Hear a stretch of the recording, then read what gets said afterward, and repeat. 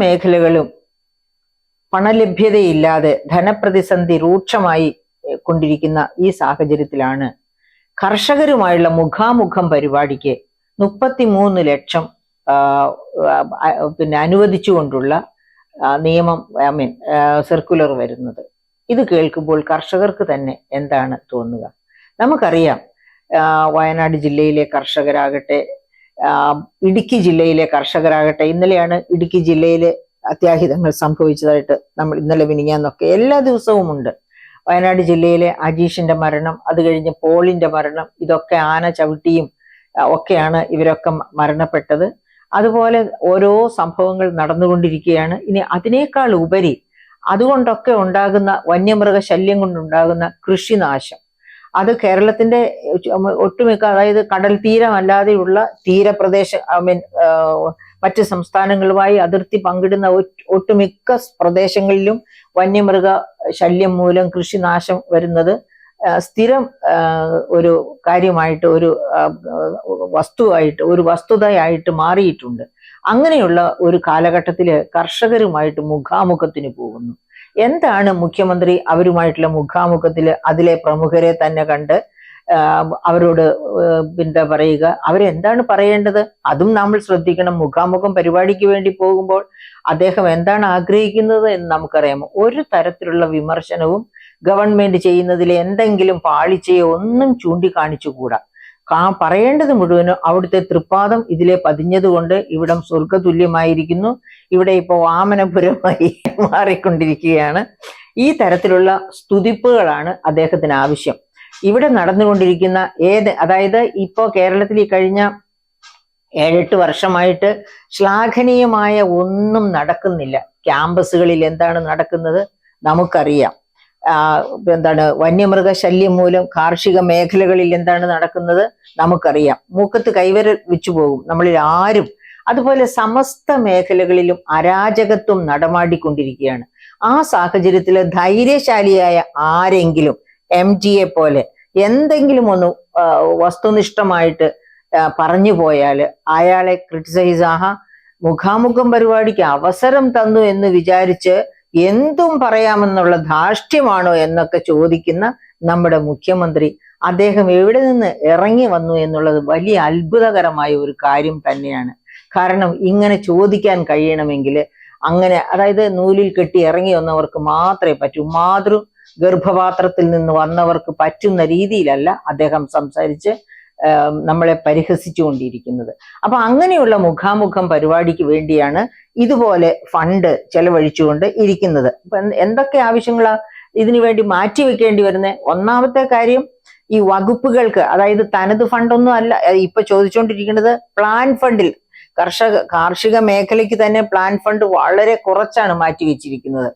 അങ്ങനെ മാറ്റിവെച്ചിരിക്കുന്നതിൽ നിന്നാണ് ഈ പറയപ്പെട്ട 33 ലക്ഷമോ അല്ലെങ്കിൽ 20 ലക്ഷമോ അല്ലെങ്കിൽ എത്ര ലക്ഷങ്ങളും ആകട്ടെ, ഓരോ മേഖലയ്ക്കും വേണം. ഒരു മുഖാമുഖം പരിപാടിക്കാണ് 33 ലക്ഷമെങ്കിൽ മറ്റു മുഖാമുഖം വിദ്യാർത്ഥികളെ കാണുന്നതിന്, അതുപോലെ ഓരോ മേഖലയിൽപ്പെട്ടവരെ കാണുന്നതിനും ഫണ്ട് ആവശ്യമുണ്ട്.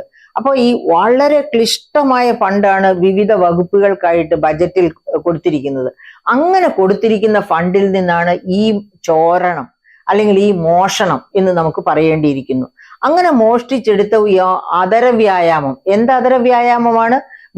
ബഹുമാനായ മുഖ്യമന്ത്രി, താങ്കളുടെ പാദം തൊട്ടതുകൊണ്ട് അല്ലെങ്കിൽ താങ്കൾ വന്നതുകൊണ്ട് താങ്കളുമായി സംസാരിച്ചത് കൊണ്ട് ഒക്കെ ഈ കേരളം ഒരു വലിയ നാടായി മാറിയിരിക്കുകയാണ് എന്നൊക്കെയുള്ള മട്ടിലുള്ള സ്തുതിവാക്കുകൾ പാടാനാണ് പണ്ടത്തെ രാജകിങ്കരന്മാരെ പോലെ ഇദ്ദേഹത്തിനും സ്തുതിപാഠകരായ ഒരുപാട് രാജകിങ്കരന്മാർ ആവശ്യമാണ്.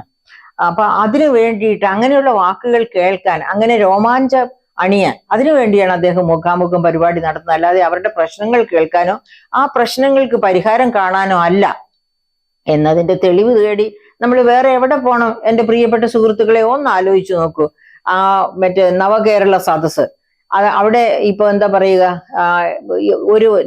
ഞാൻ കൃഷി വകുപ്പിൻ്റെതായിട്ട് ഒരു പ്രശ്നം അവിടെ ഉത്തരിച്ചു എന്നിരിക്കട്ടെ, ഒരു പേപ്പർ അവിടെ കൊടുത്തു എന്നിരിക്കട്ടെ, ആ പേപ്പർ പോകുന്ന മെഡിക്കൽ ഡിപ്പാർട്ട്മെന്റിലേക്കായിരിക്കും. ഇനി ഞാൻ മെഡിക്കലുമായിട്ട് ബന്ധപ്പെട്ട കോക്ലിയർ ഇംപ്ലാന്റേഷൻ എന്ന് പറഞ്ഞിട്ട് ഒരു പേപ്പർ കൊടുത്തു എന്നിരിക്കട്ടെ, അത് മെഡിസിൻ വിഭാഗത്തിലേക്ക് പോകുന്നതിന് പകരം പോകുന്നത് കാർഷിക വേണമെങ്കിൽ അഗ്രികൾച്ചറൽ യൂണിവേഴ്സിറ്റിയിലേക്കോ അതും അല്ലെങ്കിൽ വെറ്റിനറി സർവകലാശാലയിലേക്കോ ഒക്കെ ആയിരിക്കും. വെറ്റിനറി സർവകലാശാലയിലാണ് ആ പേപ്പർ എത്തുന്നതെങ്കിൽ അതിന് എന്ത് സംഭവിക്കുമെന്ന് നമ്മൾ ഇനിയിപ്പോ ആരോടും ചോദിക്കണ്ട. അതുപോലുള്ള ഉത്തരങ്ങൾ നമുക്ക് കിട്ടിക്കഴിഞ്ഞിരിക്കുന്നു. ഇതുപോലെയാണ് വളരെ, അതായത് യാതൊരു തരത്തിലുമുള്ള സത്യസന്ധതയോ ഇല്ലാതെ ജനങ്ങളെ കാണാൻ ഇറങ്ങി തിരിച്ചിരിക്കുകയാണ്. കാരണം ഈ പറയപ്പെട്ട സെക്രട്ടേറിയറ്റിൽ ഇരുന്നാലും എന്നെ കൊണ്ട് യാതൊരു പ്രയോജനമില്ല. എന്റെ മന്ത്രിമാരും അതുപോലെ കഴിവ് കെട്ടവരാ.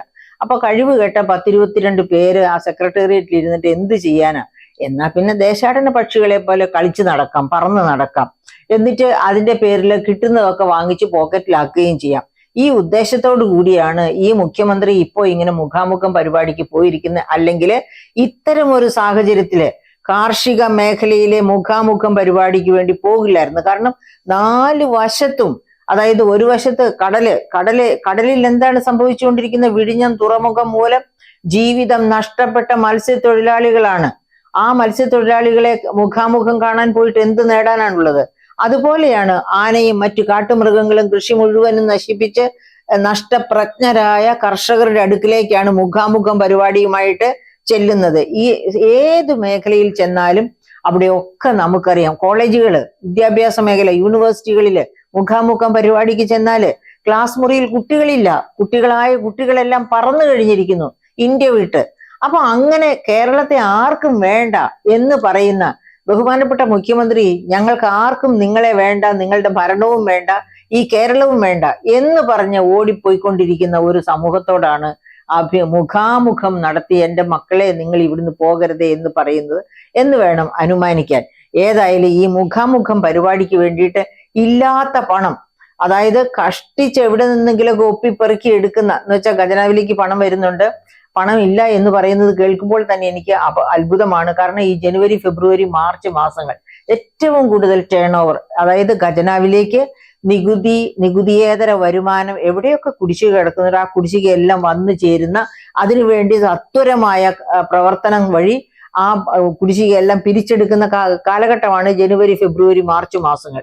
ആ മാസത്തിൽ പണം ഒട്ടുമില്ല എന്ന് പറയുന്നത് തന്നെ ഇതുപോലെയുള്ള കവർച്ചയ്ക്ക് വേണ്ടിയാണ്, മുഖാമുഖത്തിന് വേണ്ടിയുള്ള കവർച്ച, ഇനി അതുപോലെ മറ്റു വരാനിരിക്കുന്ന മറ്റു പദ്ധതികൾക്ക് വേണ്ടിയുള്ള കവർച്ചയ്ക്ക് വേണ്ടി കൂടിയാണ്.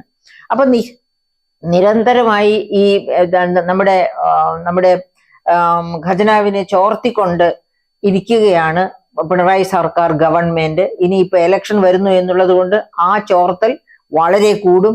കാരണം അവസാനം എങ്ങനെയെങ്കിലും 3ാം വരവ് വരണം എന്ന് വിചാരിച്ചുകൊണ്ട് കിറ്റും കമ്മ്യൂണിറ്റി കിച്ചണും പറ്റിയില്ലെങ്കിൽ കുറച്ച് പൈസയെങ്കിലും എല്ലാവരുടെയും കൈകളിൽ, പാവപ്പെട്ടവരുടെ കയ്യിൽ വെച്ചു കൊടുക്കുക. ഈ കുറച്ച് പൈസ എന്ന് പറയുമ്പോൾ ഏത് പൈസയായിരിക്കും? സാമൂഹ്യ സുരക്ഷാ പെൻഷൻ തന്നെ ഒരു 8, 9, 10 പ്രാവശ്യത്തെ അങ്ങ് ഡ്യൂ ആയി. അങ്ങനെ ഡ്യൂ ആയി കഴിഞ്ഞാൽ ഒന്നിച്ചു കൊടുത്താൽ ആർക്കാ സന്തോഷം തോന്നാത്ത? ആഹാ, ഇതുപോലെ തരുന്ന ഗവൺമെന്റ് 3ാം വട്ടം വരട്ടെ എന്ന് വിചാരിച്ച് വിഡ്ഢികളായ ജനങ്ങള് വോട്ട് ചെയ്യും. കാരണം ഈ കേരളീയരെ വിഡ്ഢികളാണെന്ന് ഉറപ്പ് വരുത്തി കഴിഞ്ഞിരിക്കുന്നു നമ്മുടെ മുഖ്യമന്ത്രി. അതുകൊണ്ടാണല്ലോ 2ാം വട്ടം അദ്ദേഹത്തിന് വരാൻ പറ്റിയത്. കാരണം അല്ലാതെ ആദ്യ പ്രാവശ്യം എന്തെങ്കിലും ക്രിയാത്മകമായി ഈ സംസ്ഥാനത്തിന്റെ നന്മയ്ക്ക് ഉതകുന്ന എന്തെങ്കിലും ചെയ്തു എന്ന് ചൂണ്ടിക്കാണിക്കാൻ ആ ബജറ്റ് എടുത്തൊന്ന് പരിശോധിച്ചാൽ മതി. 5 വർഷത്തെ 5 ബജറ്റുകൾ, ആ ബജറ്റുകൾ നോക്കിയാൽ നമുക്കറിയാം അതിനകത്തൊന്നും സംസ്ഥാനത്തിന്റെ സുസ്ഥിരമായ വികസനത്തിന് സഹായകമായ ഒരു കാര്യവും നടത്തിയിട്ടില്ല. ഒരുപാട് പ്രോമിസസ് ഉണ്ടായിരുന്നു, പ്രോമിസസ് ഇല്ലായിരുന്നു എന്ന് ഞാൻ പറയുന്നില്ല. പക്ഷെ ആ പ്രോമിസസ് ഒന്നും നിലം തൊട്ടില്ല എന്നാണ് ഞാൻ പറയുന്നത്. സംശയമുണ്ടെങ്കിൽ നിങ്ങൾ ആ ബജറ്റ് ഡോക്യുമെന്റ്സ് ഒക്കെ എടുത്തു നോക്കുക. ഇനി ബജറ്റ് ഡോക്യുമെന്റ്സ് കയ്യിലില്ലേ? വെബ്സൈറ്റിൽ നിന്ന് എടുക്കാം. വെബ്സൈറ്റിൽ നിന്ന് എടുക്കാൻ ബുദ്ധിമുട്ടുണ്ടോ? എൻ്റെ അടുത്ത് വരെ വന്നാൽ മതി. എല്ലാ ബജറ്റ് ഡോക്യുമെന്റ്സും ഭദ്രമായി ഞാൻ വെച്ചിട്ടുണ്ട്. ഏതാണ് നിങ്ങൾക്ക് കാർഷിക മേഖല നോക്കണോ, അതും അല്ലെങ്കിൽ എഡ്യൂക്കേഷൻ നോക്കണോ, ഏത് മേഖല നോക്കണമെങ്കിൽ ഇമ്മീഡിയറ്റ് ആയിട്ട് നമുക്ക് നേരിട്ട് നോക്കാൻ പറ്റും. അപ്പൊ എൻ്റെ പ്രിയപ്പെട്ട സുഹൃത്തുക്കളെ, ആദ്യ പിണറായി ഗവൺമെന്റ് 5 വർഷവും കുറെ പ്രോമിസസ് വെച്ചതല്ലാതെ ഒന്നും ഇംപ്ലിമെന്റ് ചെയ്തില്ല. ഞാൻ ഒരു ഉദാഹരണം നിങ്ങളുടെ ഓർമ്മയ്ക്ക് വേണ്ടി പറയാം. അന്നും ഇവിടെ എന്താണ് പറയാ, റബ്ബർ കർഷകർ വലിയ അരിഷ്ടതയിലായിരുന്നു. റബ്ബറിന്റെ വിലയൊക്കെ താണുപോയി. അപ്പോ എന്താ പറയാ, ഡോക്ടർ ഐസക് 2016-17 ബജറ്റിൽ ഒരു പ്രോമിസ് വെച്ചു. എന്താണ്? സിയാൽ മോഡലിൽ ഒരു കമ്പനി, വമ്പൻ കമ്പനി. നമുക്കറിയാം സിയാൽ എന്ന് പറയുന്ന കൊച്ചിൻ എയർപോർട്ട് വലിയ ലാഭത്തിൽ എപ്പോഴും ഓടിക്കൊണ്ടിരിക്കുന്നത്. അപ്പൊ ആ മോഡലിൽ ലാഭത്തിൽ ഓടുന്ന ഒരു കമ്പനി റബ്ബറുമായിട്ട് ബന്ധപ്പെട്ട വാല്യൂ അഡീഷൻ പ്രോസസ് അങ്ങനെയൊക്കെയുള്ളതിനായിട്ട് കൊണ്ടുവരും. 2016-17 പോയി, 24-25 ബജറ്റും വന്നു. അതിനുവേണ്ടി ഒരു ചെറു വിരൽ അനക്കിയതായിട്ട് ഏതെങ്കിലും ബജറ്റ് വഴി നിങ്ങൾക്ക് കാണിച്ചു തരാമോ? ഇതേ 2016-17 ബജറ്റിൽ തന്നെ ഡോക്ടർ ഐസക് പറഞ്ഞ മറ്റൊരു പ്രോമിസ് എന്തായിരുന്നു? കൊച്ചിയിൽ നിന്ന് കോയമ്പത്തൂർ വഴി ബാംഗ്ലൂരിലേക്ക് ഒരു വ്യവസായ ഇടനാഴി. അമ്പമ്പോ, കേട്ടപ്പോ ഞാനൊക്കെ എന്തുമാത്രം അഭിമാന പുളകിതയായെന്നറിയാമോ? എന്തുകൊണ്ടാണ്? ഒരു വ്യവസായ ഇടനാഴി വന്നാൽ ആ നാടിന്റെ മുഖച്ഛായ മാറും. എന്തുകൊണ്ടാണ് മുഖച്ഛായ മാറുന്നത്? ആ വ്യവസായ ഇടനാഴി എന്ന് പറയുന്ന ഇടനാഴിയുടെ രണ്ട് വശങ്ങളിലും വ്യവസായ പാർക്കുകൾ. അങ്ങനെ വ്യവസായ പാർക്കുകൾ വരുന്നു, വ്യവസായങ്ങൾ വരുന്നു, തൊഴിലുകൾ സൃഷ്ടിക്കപ്പെടുന്നു. യുവജനത ആണായാലും പെണ്ണായാലും സ്വന്തം നാട്ടിൽ തന്നെ തൊഴിൽ തേടുന്നു. അങ്ങനെയുള്ള ഒരു പുതിയ കേരളം, അങ്ങനെ ഒരു പുതിയ കേരളത്തിലേക്കുള്ള ചുവടുവയ്പായിട്ട് ഞാൻ പ്രതീക്ഷിച്ചു. അങ്ങനെയാണ് ആഹ്ലാദം കൊണ്ടത്. പക്ഷെ ഇതുവരെ ഒന്നും നടന്നിട്ടില്ല. അപ്പൊ ഇപ്പൊ വർഷം എത്രയായി? 2016-17 ബജറ്റിൽ പറഞ്ഞു, 2024-25 ബജറ്റിലും ഒന്നും നടന്നിട്ടില്ലെന്നാണ് പറഞ്ഞത്. ഇതാണ് പിണറായി വിജയൻ ഗവൺമെന്റ് വന്നതിന് ശേഷം നമുക്ക് കിട്ടിയിട്ടുള്ള ഏതൊരു ഉറപ്പിന്റെയും സ്ഥിതി. ഉറപ്പുകളായി വെറുതെ കിടക്കുകയാണ്, അധര വ്യായാമങ്ങളായിട്ട്. അല്ലെങ്കിൽ നമുക്കറിയാം അത് ആ ബജറ്റ് പ്രോമിസസ് ആയിട്ട് അതിനകത്ത് എഴുതപ്പെട്ട് കിടപ്പുണ്ട്. പക്ഷെ ഒന്നും സംഭവിക്കും. പക്ഷെ അതിനൊക്കെ ആരാ കാരണക്കാര്? ഞാനും നിങ്ങളും വിഡ്ഢികളായതുകൊണ്ടാണ്. അതാ ഞാൻ പറഞ്ഞത്, കേരളീയരെ മുഴുവനും വിഡ്ഢികളാക്കി കഴിഞ്ഞു ഇവര് കണ്ണടച്ചിരുട്ടാക്കിക്കൊണ്ട് ഇൻക്ലാബ് സിന്ദാബാദ് എന്ന് പറഞ്ഞ് അതെല്ലാം കേട്ട് ചൊല്ലി വിശ്വസിച്ച് പറയുന്നതൊക്കെ പ്രാവർത്തികമാക്കുമെന്ന് ധരിച്ചു വശായ നാമാണ് അവർക്ക് വേണ്ടി ഇൻക്ലാബ് വിളിക്കാൻ നടക്കുന്നത്. അങ്ങനെയാണ് നമ്മളെ വിഡ്ഢികളാക്കിക്കൊണ്ട്, പറയുന്നത് ഒന്നും നടപ്പാക്കാതെ വിഡ്ഢികളാക്കിക്കൊണ്ട് മുന്നേറുന്നത്. അപ്പോൾ ഈ മുഖാമുഖം പരിപാടി ആ വിഡ്ഢിവേഷം കെട്ടിക്കലിന്റെ മറ്റൊരു രീതിയാണ്. ഈ തന്ത്രം മനസ്സിലാക്കിക്കൊണ്ട് മുഖാമുഖം പരിപാടിക്ക് എതിരായിട്ട് നമ്മുടെ മനസ്സിലും ഒരു പരിപാടി, പ്രിയപ്പെട്ട വോട്ടേഴ്സെ, നമ്മുടെ ഓരോരുത്തരുടെയും മനസ്സിലും ഒരു പരിപാടി ഇടണം. ഇനി ഇതുപോലെ ഞങ്ങളെ ഇട്ട് അമ്മാനമാടുന്ന കളി അനുവദിക്കില്ല. പറഞ്ഞാൽ പറഞ്ഞത് വസ്തുനിഷ്ഠമായിരിക്കണം. സിയാൽ കമ്പനി വരുമെന്ന് പറഞ്ഞാൽ സിയാൽ കമ്പനി വരണം. വ്യവസായ ഇടനാഴി എന്ന് പറഞ്ഞാൽ വ്യവസായ ഇടനാഴി ആയിരിക്കണം. വിദേശ യൂണിവേഴ്സിറ്റികൾ എന്ന് പറഞ്ഞാൽ വിദേശ യൂണിവേഴ്സിറ്റികളായിരിക്കണം. അതിന് മുഖാമുഖമായി നടക്കുകയല്ല വേണ്ടത്, മൂലധനം നിക്ഷേപിക്കുകയാണ് വേണ്ടത്. മൂലധനം നിക്ഷേപിക്കാനുള്ള സാഹചര്യം സൃഷ്ടിക്കുകയാണ് വേണ്ടത്. ഈസ് ഓഫ് ഡൂയിങ് ബിസിനസ് മെച്ചപ്പെടുത്തുകയാണ് വേണ്ടത്. അതിന് മുതിരാതെ മുഖാമുഖം പരിപാടിയുമായിട്ട് നടന്ന് സ്വന്തം മുഖം വികൃതമാക്കാതെ നോക്കണം ബഹുമാനപ്പെട്ട മുഖ്യമന്ത്രി.